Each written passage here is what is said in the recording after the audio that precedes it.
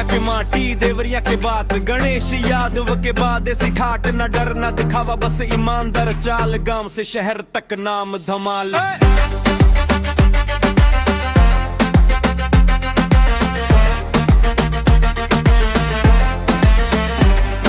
सवेरे खेत शामे चौपाल, गणेश यादव के सब बामिसाल, गमछा गले में मुझ ऊपर चढ़ल, देखे वाला बोले ई छोरा हट के चलल।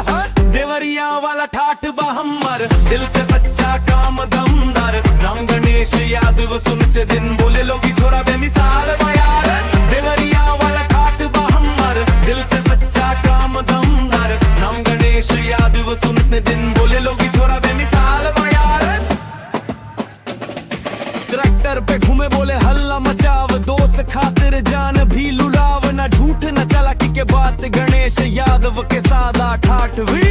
देसी लुक प्योर स्टाइल, देवरिया से निकले वायरल फाइल, अभी बाबू लिखे लाइन कमाल, गणेश यादव सब पे भारी हाल भाई। देवरिया वाला ठाठ बा हमर, रुतबा दिल से न दिखावे के सार, नाम गणेश यादव जतया पे प्यार, ई छोरा देवरिया के सुपरस्टार।